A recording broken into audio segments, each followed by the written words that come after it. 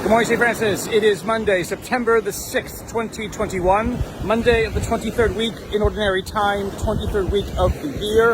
It is also Labor Day. Happy Labor Day, everybody. The unofficial conclusion of summer. Summer, though, still lasts until the 21st, 22nd, or whatever it is, of September. So here I am again. Why have I been at the water basically since April? I do not know. It was just a gift, and we also have to understand gifts and appreciate gifts, and just embrace the gift. And so it's been a gift. So back at the water again on this Labor Day.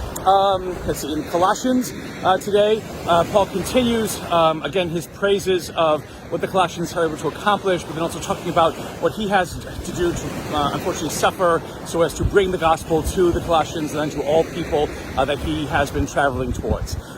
Aside from the fact, again, that Paul just loves to make sure that everybody knows how difficult his job is, what he is doing, though, is remarkable if we take a step back to consider it. Because in no other understanding of divinity and humanity and the relationships between the two have human beings ever merited or mattered enough, basically, to a divinity as much as God, as much as humanity matters to God, as much as God cares for humanity, as much as Jesus of Nazareth, Jesus Christ, cares for humanity.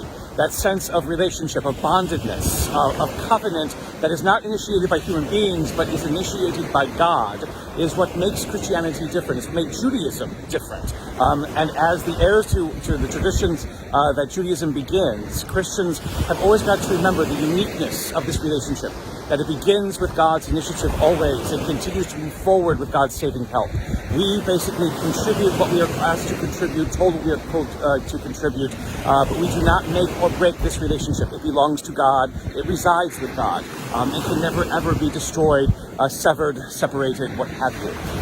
This is what Paul is bringing to the Colossians, and this is what makes his message so remarkable to them, and why so many of them decide to embrace Christianity themselves.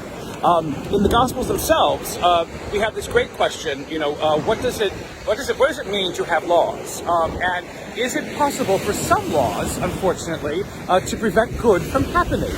Which is a wonderful question to ask. Again, all these laws that we create for ourselves, for our world, to create stability, order, what have you, control, are all of them ordered to promoting good? This is the question, again, that Jesus asks the Pharisees when on the Sabbath he will heal a man who has a withered hand. Is it lawful to do bad or to do good on the Sabbath, to do evil or to rescue life or to continue having life move forward?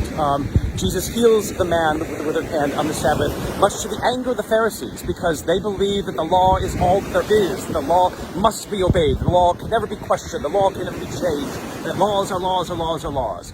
Sometimes in our church, we too have very many laws that we have to ask ourselves, are they truly doing good for us as believers, or are they not? Are they merely just, misconceptions of our failures as human beings to truly understand the wonder, the power, the majesty of God's loving care for us?